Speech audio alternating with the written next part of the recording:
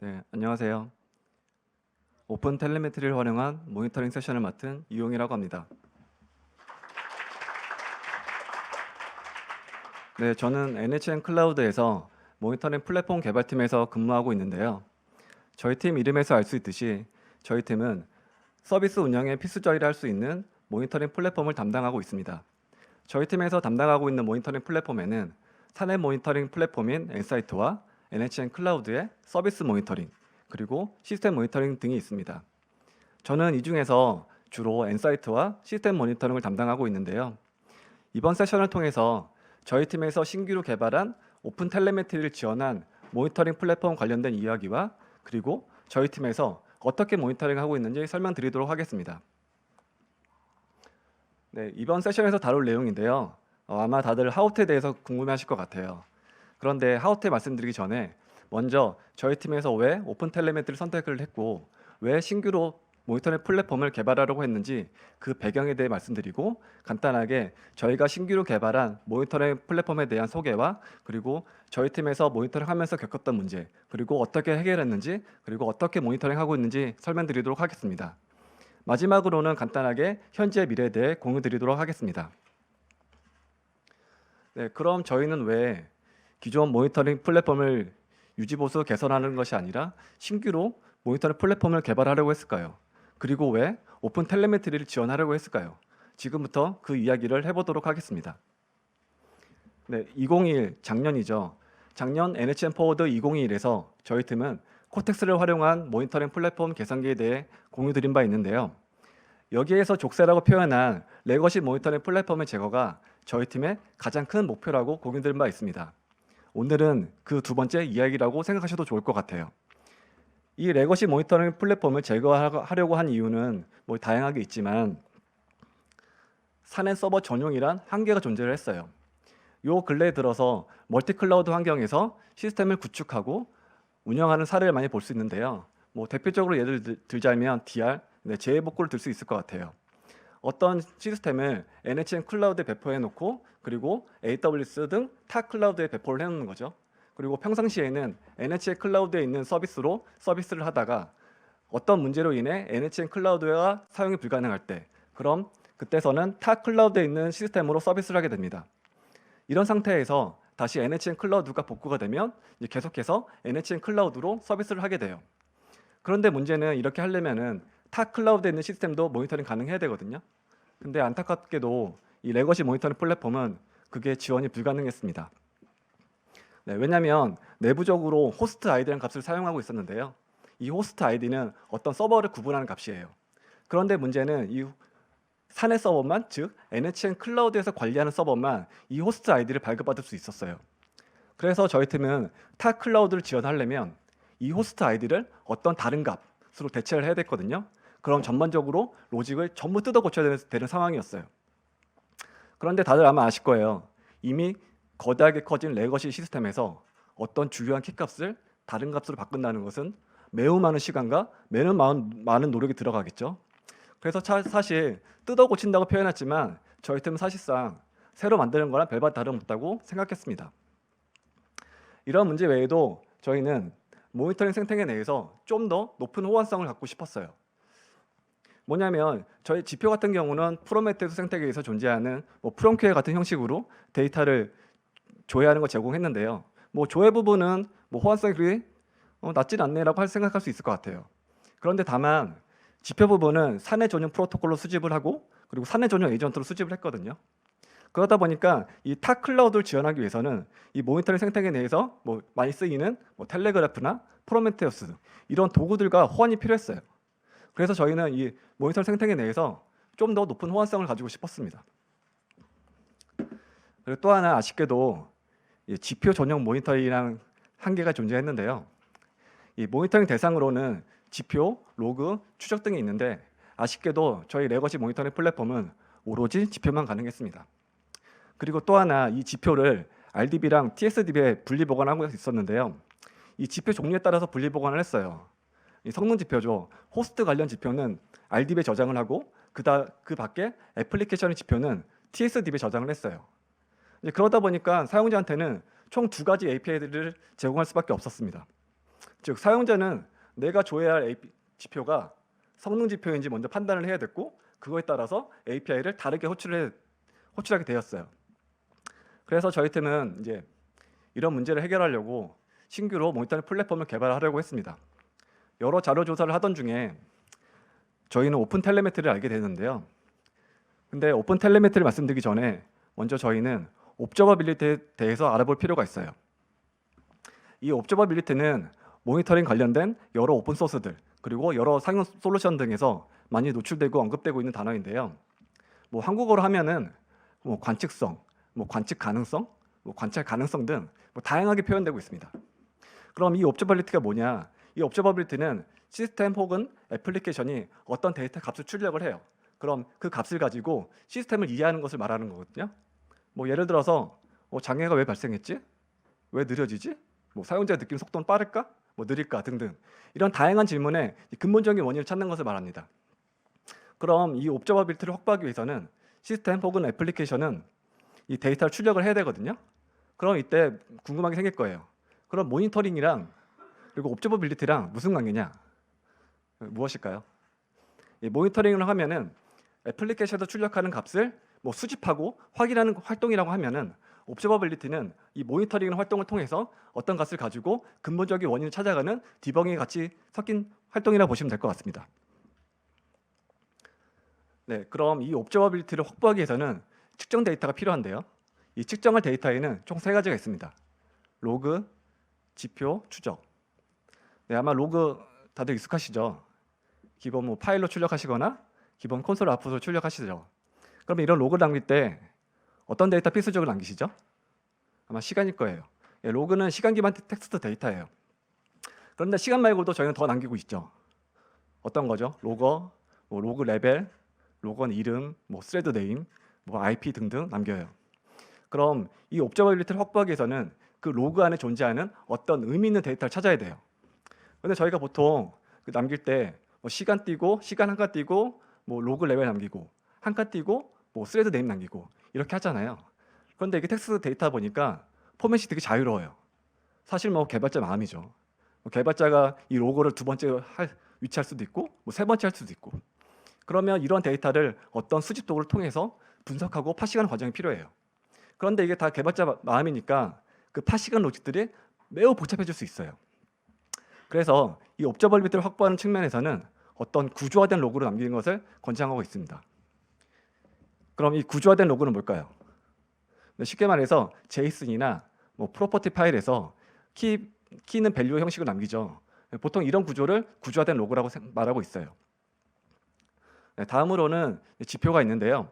이 지표는 런타임 환경에서 측정된 어떤 서비스 값이에요. 뭐 대표적으로 호스트 관련 성능 지표가 있을 것 같아요. 근데 이렇게 성능 지표는 되게 중요합니다. 왜일까요? 보통 저희가 시스템을 구축하고 운영하는 상태에서 이 성능 지표 가지고 이렇게 스케일 아웃을 하거나 스케일 업을 할 때 그 기준 데이터를 삼고 있거든요. 실제로 NHN 클라우드에서도 이 성능 지표 가지고 오토 스케일 기능을 제공하고 있습니다. 그리고 마지막으로 트레이스인데요. 이 트레이스는 어떤 요청이 있을 때 어떤 시스템을 흘러가는지 그리고 어떤 시스템 흘러갈 때마다 시간이 얼마나 걸리는지 이런 전체적인 경로를 기록하는 것을 말해요. 그래서 저희는 이 경로를 가지고 시스템이 어떻게 돌아가고 있다 그런 그림을 볼 수가 있습니다. 저는 이런 데이터 중에서 뭐 옵저버빌리티 측면 또는 분산하는 측면에서 가장 중요한 게 이 트레이스라고 생각을 해요. 네, 왜일까요? 한번 그 분산하는 측면에서 성능 관련 문제가 생겼을 때 이 트레이스 없이는 좀 판단하기 힘들거든요. 뭐 한번 예를 들어 볼게요. 어떤 요청이 10초 걸린다고 생각할게요. 근데 이 요청에는 무수히 많은 시스템을 거쳐가요. 그러면 이 10초 중에 어느 구간에서 시간이 많이 걸리는지 찾아내야 되거든요. 근데 이때 그 각각 경로에 대한 기록이 없다면 저희는 어떻게 찾을 수 있을까요? 네, 뭐 하나 예를 들면 로그로 찾을 수 있겠죠. 로그에다가 어떤 요청이 들어왔고 그리고 누가 요청을 했고 그다음에 얼마나 시간 걸렸는지 이런 기록을 남기는 거죠. 그런데 MSA 환경에서는 컴포넌트가 한 개가 아니죠. 여러 개죠.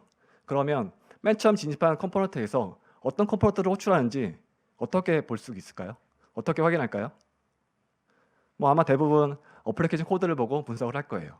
아니면 로그에다가 그 정보를 남기든가. 근데 이 컴퓨터가 여러 개다 보니까 그걸 일일이 찾아서 찾고 어플리케이션 코드를 보고 분석하는 것은 현실적으로 매우 힘든 일이지 않을까 생각합니다.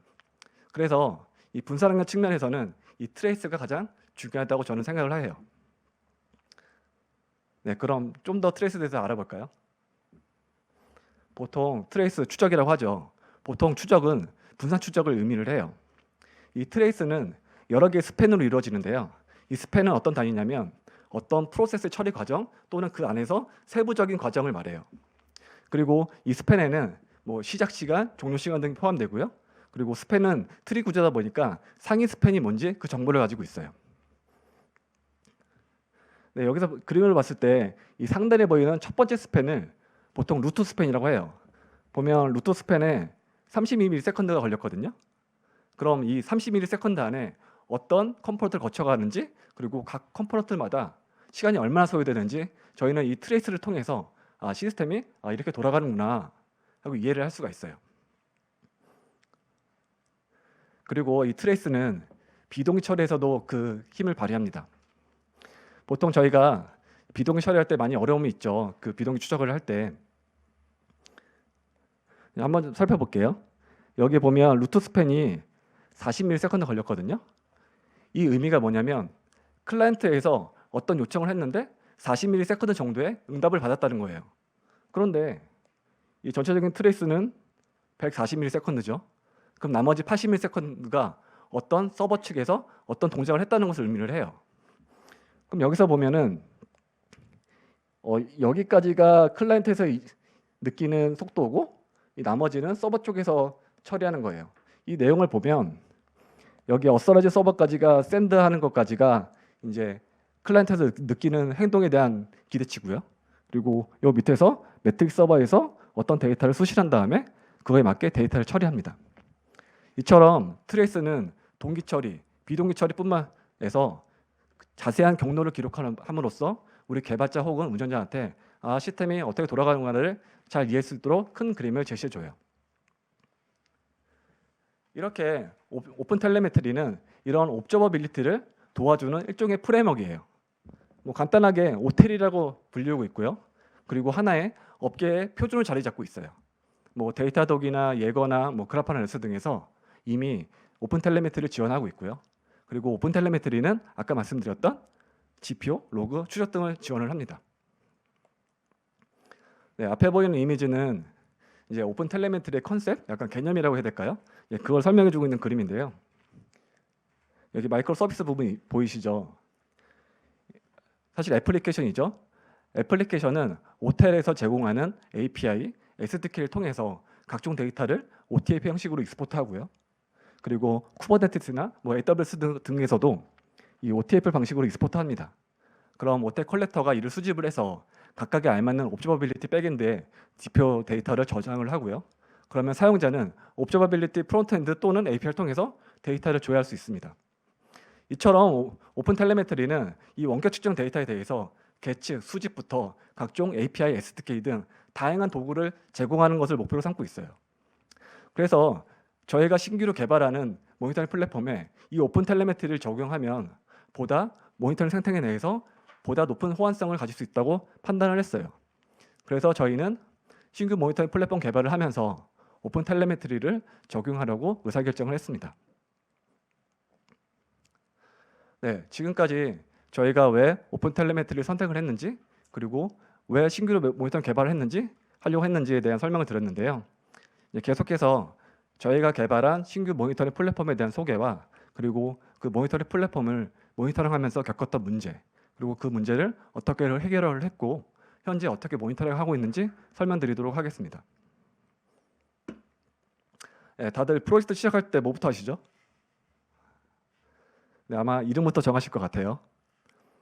이 모니터링 플랫폼이 갖춰야 될 덕목이라고 해야 될까? 이런 요소들이 몇 가지가 있거든요. 이제 첫 번째로 모니터링 플랫폼은 다른 시스템 혹은 애플리케이션을 모니터링을 해야 돼요. 그래서 웬만해서는 죽지 않는 고가용성이 필요하고요. 그리고 수많은 대상을 모니터링할 수 있는 능력이 필요합니다. 그런데 스타크래프트 종족 중에 이런 특징을 가진 녀석이 있더라고요. 예, 세레브리티예요. 이 녀석은 저그 종족 중에 하나고요. 그리고 웬만한 방법으로 죽지 않는다고 해요. 그리고 수많은 저그 유닛을 관리한다고 해요. 그리고 세레브리티는 약간 정시체라는 뜻도 있거든요. 근데 저희 쪽에서 지표 저장소로 활용하고 있는 코텍스, 데네피질이죠. 그래서 데네피질을 감싸는 정시체. 그래서 저희가 신규로 개발하는 모니터링 플랫폼에 이름이 적합하다고 생각을 해요. 그렇게 이름을 정했습니다. 네, 계속해서 저희가 개발한 세레브리티에 대해서 좀 간략하게 소개해 드릴게요. 저희가 개발한 세레브리티는 몇 가지 특징을 갖고 있는데요. MSA 다들 아시죠? 네, 다들 이렇게 개발하신 걸로 알고 있을 것 같아요. 저희는 스프링 부트 플러스 스프링 클라우드 기반으로 MSA 스타일로 구현을 했고요. 그리고 내부적으로는 칸스를 통해서 서비스 디스커버리를 하고 있습니다. 그리고 알림 같은 경우는 뭐 대중적인 이메일, SMS, 웹 방식으로 지원을 하고 있고요. 그리고 지표 저장소는 코텍스를 활용하고 있습니다. 그리고 무엇보다 이 모니터링 생태계 내에서 호환성을 높이기 위해서 저희는 오픈 텔레메트리에서 제공하는 그 프로토버프 파일을 사용해서 직접 자바단으로 구현을 했고요. 마찬가지로 프로메테우스의 리모트 라이트도 그 프로토버프 파일을 사용해서 구현을 했습니다. 마지막으로 인증인가가 중요할 것 같은데요. 세레브레트는 멀티 테넌시를 지원을 하거든요. 그래서 즉 내가 소유한 테넌트에 나만 데이터를 저장을 해야 되고 나만 조회할 수 있어야 되고 내가 허가한 사람만 조회할 수 있어야 돼요. 이게 인증인가의 기본 개념이에요. 그래서 저희는 이 인증인가의 기본 개념을 OAuth2 스펙을 적용해서 구현을 하였습니다. 인증 서버 같은 경우는 OAuth2 스펙을 어떻게 구현했냐면 이 스프링 시큐리티의 OAuth2 어서라이전 서버 기반으로 구현을 했고요. 그리고 지표 서버나 알림 서버는 보통 리소스 서버라고 부르는데요. 이 리소스 서버는 스프링 시큐리티의 리소스 서버 기능을 활용해서 구현을 하였습니다. 네, 그럼 저희가 개발한 모니터링 플랫폼은 모니터링이 필요할까요? 필요 없을까요? 네, 필요하겠죠. 저희가 개발한 것도 마찬가지로 일종의 시스템, 일종의 어플리케이션이거든요. 그럼 저희 팀은 어떻게 모니터링하고 있을까요? 지금부터 설명드리겠습니다. 저희가 오픈 텔레메트리를 지원하자고 의사결정을 내렸는데요. 그래서 저희는 오픈 텔레메트리에서 제공하는 오텔 컬렉터를 활용해서 데이터를 한번 수집하고 모니터링하기로 결정했습니다. 네, 앞에 보이는 이미지는 이 오텔 컬렉터의 구성도인데요. 이 오텔 컬렉터는 크게 세 가지로 구분이 돼요. 하나는 리시버 영역, 하나는 프로세서 영역, 하나는 익스포터 영역. 이 리시버 영역에서는 예거나 프로메테우스 등 각종 데이터 소스들로부터 데이터를 수신하거나요, 아니면 직접 자기가 데이터를 생성을 해요. 그리고 이 생성된 데이터는 프로세서 라인을 거쳐서 익스포터를 통해 원하는 백엔드로 전송하게 됩니다. 이 화면에 보이는 것 외에도 여러 가지 리시버가 존재하고요, 여러 가지 익스포터 존재해요. 뭐 이거에 대한 자세한 설명은 그 오텔 공식 문서를 참조하시거나 오텔 컬렉터 기터브가 있거든요. 거기에서 보다 많은 종류들의 리시버를 확인할 수 있으실 거예요. 그리고 이 오텔 컬렉터를 배포, 배치를 어떻게 하냐에 따라서 에이전트 모드, 게이트웨이 모드라고 불리고 있어요. 에이전트 모드는 쉽게 말해 애플리케이션과 같은 레벨에서 실행되는 오텔 컬렉터 바이너리를 의미해요. 그리고 게이트웨이는 어떤 서비스 형태대로 배포되어 제공되는 것을 의미합니다. 그리고 게이트웨이는 같은 환경 내에 배포된 에이전트로부터 데이터를 수신한 다음에 원하는 옵저버빌리티 백엔드로 데이터를 전송하게 됩니다. 그럼 에이전트 모드는 불가능하냐? 아니요, 가능하죠. 에이전트 모드도 에이전트가 직접 게이트웨이를 거치지 않고 직접 백엔드로 전송을 해야 돼요. 그럼 이 두 개 차이가 뭐냐? 한번 예를 들어 볼게요. 저희가 어떤 이유로 맨 처음에는 백엔드 1을 사용하고 있었어요. 근데 뭐 내부적인 정책적이나 뭐 기타 등등 이유로 뭐 백엔드 2로 바꿔야 돼요. 그러면 에이전트 모드만 사용했을 때는 어떻게 되죠? 에이전트 설정을 백엔드 2로 바꿔야 되죠. 근데 서버가 뭐 몇십 대면 뭐 가능하겠죠. 뭐 손으로 작업하는 것도. 근데 이 서버가 점점 늘어나면 어떻게 될까요? 서버 1000대면 이 1000대 모드 설정을 다 바꾼 다음에 재기동을 해야 돼요. 그런데 이 게이트웨이 모드 썼을 때는 이런 변경에 대한 장점이 생깁니다. 예, 단순하죠. 그냥 여기 설정만 원래 백엔드 1로 바라봤던 거를 백엔드 2로 바라보고 재기동만 하면 됩니다. 여전히 에이전트는 이 게이트웨이를 보고 있기 때문에 전혀 건들 필요가 없어요. 그래서 저희 팀도 이 게이트웨이 모드로 한번 모니터링 해보고 결정했습니다.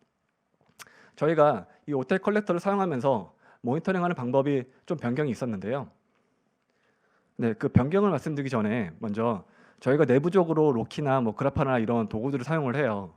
근데 이게 라이센스 문제로 오로지 저희 팀에서만 사용하고 있고요.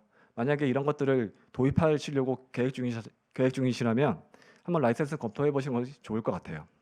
그럼 계속해서 이 앞에 보이는 이미지가 오텔 컬렉터를 적용하기 전에 저희가 어떻게 모니터링 하고 있는지 보여주는 그림입니다. 녹색 계열은 트레이스고요. 그리고 보라색 계열은 뭐 로그, 적색 계열은 매트릭이에요. 그리고 화살표의 방향은 어떤 네트워크의 콜 방향이 아니라 순전히 데이터의 방향을 의미합니다. 그럼 먼저 트레이스부터 볼게요. 네, 트레이스는 어플리케이션에서 바로 예거 콜렉터로 쏘거나 아니면 예거 에이전트 통해서 콜렉터로 전송을 했습니다. 그리고 로거 같은 경우는 프론트 딥 포워드를 통해 어그리게이터로 보내고 어그리게이터가 다시 로키로 전송을 해요. 그리고 문제되는 녀석이 지표 부분인데요. 이 아까 말씀드렸던 성능 지표, 이 호스트 지표는 엔사이트로 수집을 하고 있었고요. 그리고 기타 애플리케이션 지표는 프로메테우스로 담당을 했습니다. 그러다 보니까 저희는 데이터를 조회할 때 두 가지 UI를 써야 됐어요. 호스트 지표는 엔사이트를 통해서 보고 그리고 그 밖에 관련된 데이터는 그래파나를 통해서 봤습니다. 사실 불편함이 있죠. 운영할 때도. 그래서 저희는 이 상태에서 오텔 컬렉터를 적용했을 때 어떻게 변경되는지 볼게요. 네, 좀 많이 변경된 것 같나요? 네, 호스트랑 일단 백엔드도 좀 변경됐어요. 일단 많이 변경된 호스트부터 설명드리겠습니다. 일단 기존에 있던 엔사이트 에이전트 없어졌고요. 그리고 예거 에이전트 없어졌어요. 그리고 애플리케이션에서는 트레이스 데이터랑 매트릭 데이터를 익스포트를 하고요. 그럼 오텔 게이트 에이전트가 지킨 리시버나 예거 리시버를 통해서 그 데이터를 수신한 다음에요. 게이트웨이를 보내요. 그리고 이 게이트웨이에서는 각각에 알맞은 데이터를 원하는 백엔드에 저장을 합니다.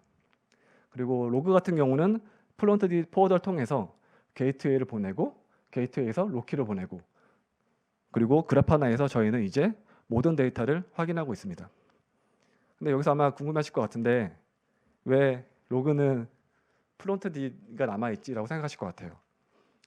근데 이 오텔 컬렉터에 로그에 대한 파싱하는 기능이나 이런 것들이 아직 실험실 기능이 많거든요. 그래서 저희는 그냥 기존에 설정하던 대로 그 로그 전송은 프론트 딥 포워더를 통해서 전송하고 있습니다. 다음은 저희가 오픈 텔레메트리를 지원하는 백엔드를 개발한 만큼 저희 세레브리티를 활용해서 모니터링할 수 있는 구성도 가이드라고 할까? 약간 그런 그림이거든요. 바뀐 부분 딱 아시겠죠? 빨간색으로 표현된 부분. 원래 이 자리가 뭐였냐면 지표 저장소였어요. 지표 저장소 백엔드였는데 저희가 그 자리를 이제는 대신할 수 있다는 것을 표현한 그림입니다. 그리고 물론 이 상태로 세레브리티가 서로 다른 리전에서 크로스로 모니터링도 가능한 상태입니다. 네, 저희가 근데 이렇게 모니터링 하면서 뭔가 어려움을 겪었어요. 아까 옵저버빌리티 측면에서 봤을 때 트레이스가 가장 중요한 데이터를 말씀드렸는데 이 추적의 흐름이 끊기는 걸 발견했습니다. 어디 구간이었냐면 스프링 기반 어플리케이션에서 저희 코텍스 기반 어플리케이션 호출할 때 이 트레이스가 끊겼어요. 저희가 스프링 기반 어플리케이션에서는 스프링 클라우드 스루스란 라이브를 쓰는데요. 이 녀석은 지킨 포맷으로 트레이스를 전파를 했어요. 그런데 코텍스는 예거 포맷으로 트레이스를 전파를 했거든요. 그러다 보니까 코텍스는 스프링 기반 어플리케이션에서 전송하는 트레이스 정보를 해석을 할 수가 없었어요. 그래서 이 추적이 끊겼는데요. 그래서 저희는 지킨 방식이랑 예거 방식을 한번 비교해 봤습니다. 지킨 방식은 간단하게 말씀드리면 B3 헤더로 어떤 트레이스 관련된 정보를 전송한다고 하면 예거는 전혀 다른 헤더를 사용해서 전파를 하고 있었어요. 이제 그러다 보니까 코텍스에서는 전혀 알아먹을 수 없었던 거죠. 그래서 저희는 이 부분을 어떻게 해결했을까요? 네, 간단하죠. 스프링 기반 어플리케이션에서 코텍스가 알아먹을 수 있는 예거 포맷으로 트레이스를 전파하도록 코드 수정을 했습니다. 그리고 여담인데요. 이미 코텍스에는 오텔 관련해서 트레이싱 정보를 익스포트하는 기능이 있었어요. 근데 디폴트는 예거였어요. 그리고 스프링 실험실 프로젝트에서 현재 스프링 클라우드 슬루스 오텔이라는 것이 진행되고 있는데요. 이 녀석은 오텔에서 제공하는 API를 임포트해서 진행하는 녀석입니다. 조만간 이 녀석이 공식 릴리즈되면 저희가 사용하고 있는 오텔 에이전트에서 지킨 리시버하고 예거 리시버를 빼고 대신 오텔 리시버를 넣어서 좀 더 간단하게 구성할 수 있을 것 같아요. 앞에 보이는 이미지는 저희가 해결하고 그래서 정상적인 원하는 결과물을 기록한 자료인데요. 여기 루트 스팸부터 여기 코텍스 게이트웨이까지가 자바 기반 어플리케이션이고요. 그리고 요 밑에 코텍스로 시작하는 녀석이 이 코텍스 기반 어플리케이션입니다. 저희는 코텍스까지 정상적으로 트레이스가 기록되도록 하기 위해서 어플리케이션을 수정을 했어요. 그래서 지금은 정상적으로 데이터를 수집하고 있습니다. 네, 저희가 근데 또 트레이스 관련해서 추가한 작업이 있어요. 저희가 트레이스 관련된 백엔드로 예거를 사용하고 있거든요. 그리고 이 예거 하나로 대부 환경, 알파 환경을 동시에 수집하고 있어요. 그런데 문제가 이 예거는 멀티 테넌시를 지원 안 해요. 그러다 보니까 이 추적 데이터가 어느 환경에서 왔는지 구분하는데 불편을 했어요. 그래서 생각한 게 뭐냐면 그럼 이 서비스 네임 앞에다가 대부 알파, 대부 알파, 베타 이런 식으로 붙이는 걸로 했어요. 근데 얘도 사실 불편해요. 왜냐하면 이 매트릭 같은 경우에는 레이블에 어플리케이션 네임이라는 레이블이 존재하거든요. 여기에는 어떤 환경값이 아닌 순전한 어플리케이션 네임이 들어갔어요. 근데 저희가 스프링 클라우드 슬루스 기반 쓰다 보니까 만약에 이 서비스 네임에 대부나 이런 거 붙이면 로그상에도 대부 하이픈 알파 하이픈 이렇게 남는 거죠. 그리고 트레이스상에도 대부 하이픈 알파 하이픈 이렇게 남는 거고요. 그래서 조회할 때 좀 번거로움이 있었어요. 그래서 좀 더 생각한 게 그럼 스팬에 있는 태그에다가 환경 구분 값을 넣자, 모든 스팬에다가. 그래서 저희는 오텔 컬렉터에서는 이 어트리뷰트 프로세서를 제공하거든요. 그럼 여기에다가 이걸 이용해서 수집되는 모든 스팬에다가 env라는 태그를 집어넣어 현재는 보이는 것 같이 태그 기반으로 환경을 구분해서 조회하고 있습니다. 이건 여담이긴 한데 저희가 좀 내부적으로 템포 도입을 고려하고 있긴 하거든요. 템포는 그래판에서 만드는 건데 일단 얘는 멀티 테넌시를 지원을 해요. 그래서 좀 더 저희가 사용하는 데 도움이 되지 않을까? 그리고 무엇보다 템포는 블록 스토리지를 지원을 하는데 문제는 예거가 엘라스틱 서치를 지원했어요. 그러다 보니까 이 엘라스틱 서치를 저희 팀에서 직접 운영해야 되는 부담이 생겼거든요. 그런데 저희 NHN 클라우드에 오브젝트 스토리지 상품이 있어요. 얘는 블록 스토리지 인터페이스를 지원해서 간단하게 저희가 운영 리소스를 많이 줄일 수 있을 것 같아서 현재는 템포를 한번 써볼까? 약간 고민하고 있는 단계입니다. 그리고 추가적으로 저희가 또 지표 관련해서 작업한 부분이 있는데요. 저희가 아까 그 호스트 지표를 오텔 에이전트 통해서 수집을 한다고 말씀드렸는데 앞에 보이는 것 같이 이 지표에 어떤 레이블도 없었어요. 그러다 보니까 이 데이터가 어느 서버에서 온 거지? 어느 서버 데이터인지 확인할 수 있는 방법이 없었어요. 그래서 매트릭 트랜스포머나 프로세서를 사용해서 저희는 지금 수집되는 모든 지표에다가 이 호스트 정보를 넣어서 현재는 잘 수집하고 잘 조회하고 있습니다. 그리고 지표 관련해서 좀 작업하는 부분이 더 있어요. 네, HTTP 클라이언트 리퀘스트 지표인데 얘는 스프링에 있는 레스트 샘플을 쓰면은 자동으로 생성해주고 측정해주는 지표예요. 그런데 이 지표에도 문제가 발생을 했어요. 여기 URI 레이블이거든요. 사실 이게 V1 레이블즈 다 같죠. 근데 이 뒤에 있는 파라미터에 따라서 서로 다른 샘플을 인식하는 거예요. 근데 이 스타트랑 엔드는 사용자가 입력하는 값이어서 그 샘플 수가 기하급수적으로 무한히 늘어날 수 있는 문제가 생겼어요. 근데 이런 무수히 많이 늘어나는 데이터 가지고 하나로 썸을 계산한다는 것은 사실상 힘들었고 그리고 샘플 수가 많아지면 많아질수록 수집하는 데 부담이 생겼어요. 그래서 저희는 이 아래 보이는 것처럼 어떤 템플릿화 형태대로 URL을 출력을 하고 싶었습니다. 이거에 대한 해답은 뭘까요? 네, 이거는 REST 오퍼레이션이라는 인터페이스를 보면 알 수 있는데요. 이 녀석이 갖고 있는 함수 중에는 여기 URI 베리어블이라는 파라미터 받는 메소드가 있어요. 이 녀석을 써야 템플릿 규격대로 URI 레이블을 출력을 할 수 있습니다. 기존에는 저희가 어떻게 사용하고 있었냐면 애플리케이션에서 그냥 파라미터에다가 밸류를 그냥 컨캣해서 바로 레스트 템플릿에 호출을 했어요. 그래서 지금은 어떻게 하고 있냐면 이 URL은 어떤 템플릿 형태대로 작성을 하고 그리고 레스트 템플릿 호출할 때 이 파라미터 넘기는 방식으로 사용하고 있습니다. 네, 아마 개발자분들 계신다면 이 레스트 템플릿 쓸 때 이런 부분 한번 고려해 보시면 좋을 것 같습니다. 그리고 이 다음으로는 저희 팀에서 주요하게 보고 있는 지표에 대해서 말씀드릴게요. 저희 팀은 HTTP 서버 리퀘스트를 보고 있는데요. 얘는 HTTP 서버 쪽에서 자동으로 생성해주고 계측해주는 지표예요. 저희는 이 지표를 통해서 각 API별 평균 응답 시간을 확인하고 있고요. 그리고 무엇보다 아래 보이는 데이터가 더 중요합니다. 99% 요청에 대한 응답 시간, 95%에 대한 응답 시간. 여기 한 11시 8분쯤 데이터를 볼게요. 이 노란색 데이터 기준 설명드리면 요청이 100개 있다고 치면 그중 99개는 늦어도 200ms 안에 응답한다. 그리고 여기에 보면은 100개 요청 중에 95개는 늦어도 180ms 안에 응답한다 정도를 나타내고 있어요. 네, 이게 왜 중요하냐면 저희가 보통 그 시스템 서비스를 만들 때 뭐 비즈니스 요구사항 외에도 어떤 성능적인 요구사항이 있거든요. 뭐 대부분의 유저는 뭐 1초 안에 응답을 받아야 된다. 뭐 대부분의 유저는 2초 안에 응답을 받아야 된다. 근데 이 대부분의 유저를 판단하는 게 보통은 99% 유저, 95% 유저 보통 이렇게를 해요. 그래서 이 데이터가 중요한 데이터입니다. 그리고 시스템 초반에는 뭐 부하 테스트 환경을 구축을 해서 이러한 성능 요구사항인 것을 다 튜닝하고 나갈 수 있는데 근데 다들 아시다시피 어플리케이션은 수시로 변화하고 수시로 배포되는 상황이에요. 그럼 이런 환경 속에서 매번 배포 나갈 때마다 부하 테스트를 한다는 것은 사실상 현실적으로 어려움이 있지 않나? 그래서 저희는 이런 지표를 통해 현재 시스템의 상태를 확인하고 예측하는 것이 더 좋을 것 같다고 생각합니다. 네, 그리고 또 하나 저희가 500대 에러 비율을 보고 있어요. 다들 이거 중요하게 생각하실 것 같은데 500대 에러 발생하면 안 되죠. 만약에 이게 발생을 하면 개발자 또는 운영자가 그 원인을 파악하고 해결을 해야 됩니다. 그리고 또 하나 저희는 200대 에러도 보고 있어요. 사실 200대 에러는 아니죠. 정상이죠. 근데 이게 저희는 왜 보고 있을까요?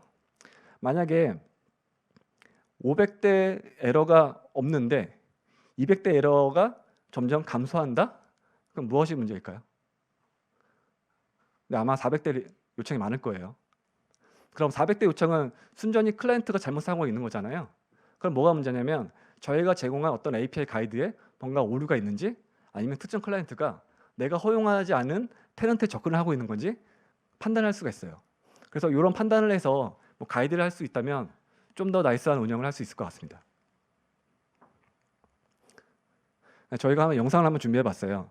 저희 팀에서 그래프를 통해서 확인하는 데이터랑 그리고 아까 말씀드렸던 500L에 대해서 일부를 발생을 시키고 저희가 어떻게 트러블 슈팅을 하는지 그거에 대해 짤막하게 제작한 영상입니다. 네, 저희는 지금 초당 리퀘스트를 정도 보고 있고요. 그리고 평균 응답 시간을 보고 있어요. 이 평균 응답 시간도 중요해요. 이 평균 응답 시간이 점점 늘어난다는 것은 그 API에 뭔가 문제가 있다는 거거든요. 그래서 이 부분을 캐치해서 하는 것도 중요합니다. 그리고 아까 말씀드렸던 이 대부분의 요청에 대해서도 보고 있습니다. 그럼 한번 푸시 API에 대해서 한번 봐볼까요? 이게 지표 수집하는 API거든요. 네, 68ms, 뭐 85ms.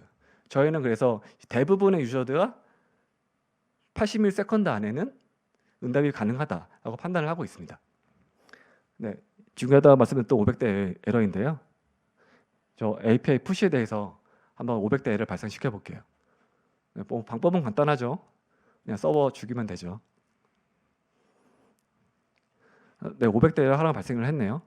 뭐 간혹 500대 에러 날 수가 있죠. 네. 근데 문제는 이 500대 에러가 점점 증가하고 있는지를 봐야 돼요. 200대는 줄었고 조금씩 증가하고 있죠. 그러면 저희는 어떻게 해야 될까요? 어떤 API에서 에러가 나고 있는지를 알고 있어요. 어떻게 해야 될까요? 네. 그러면 저희는 이 정보 가지고 한번 트레이스를 보는 거예요.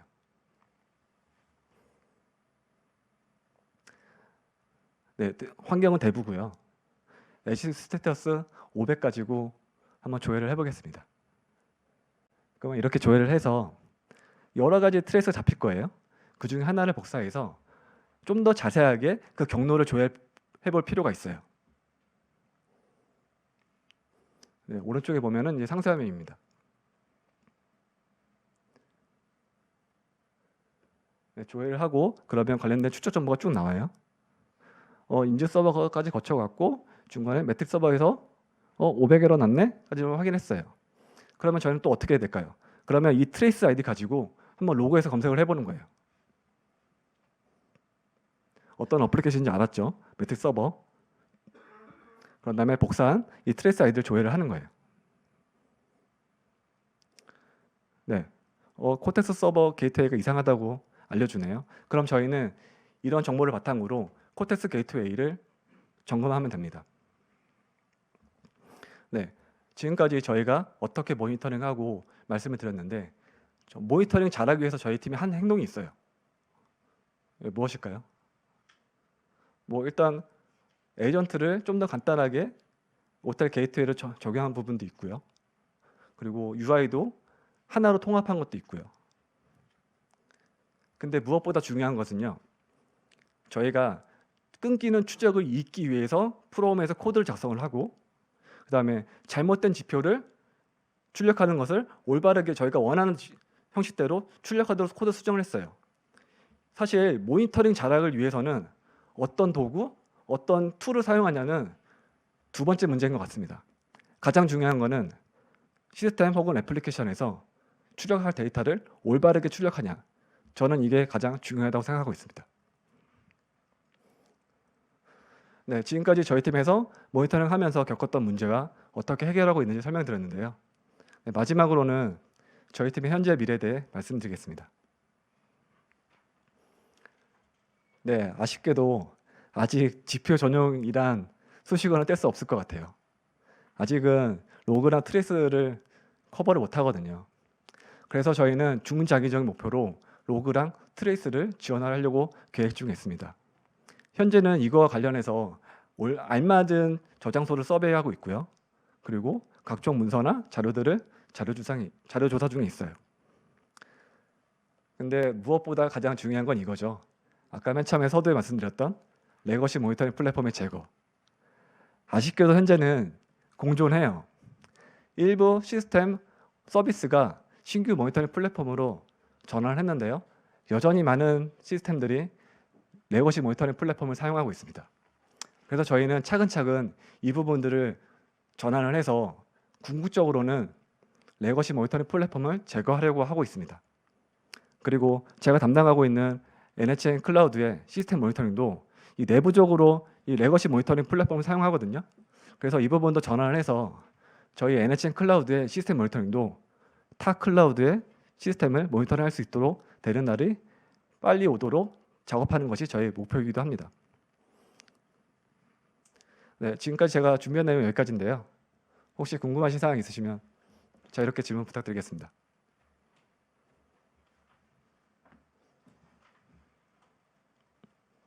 네,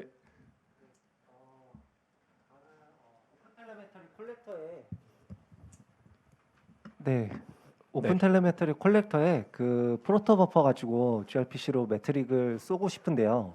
네네. 네, 제가 gRPC 포맷이 틀렸는지 안 틀렸는지 오픈 텔레메트리 콜렉터 입장에서 어떻게 볼 수가 있을까요? 그게 제일 궁금하거든요.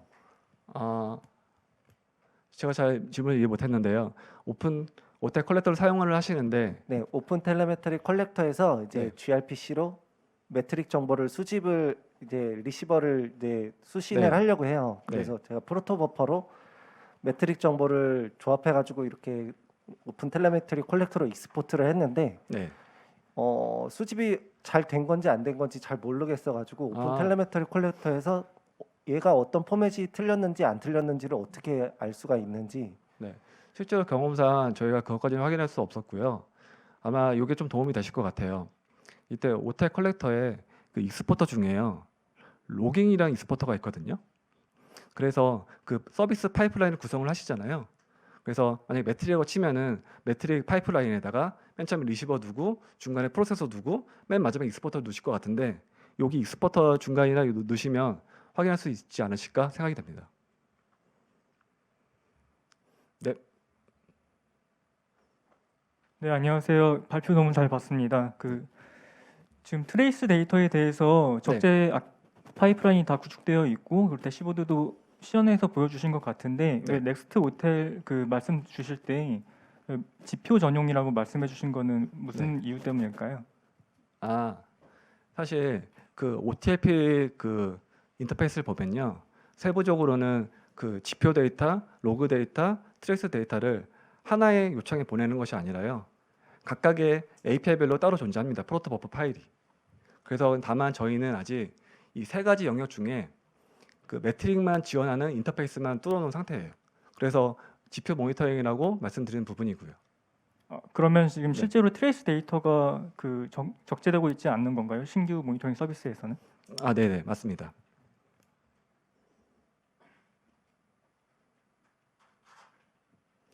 네, 더 없으면 발표 마치도록 하겠습니다.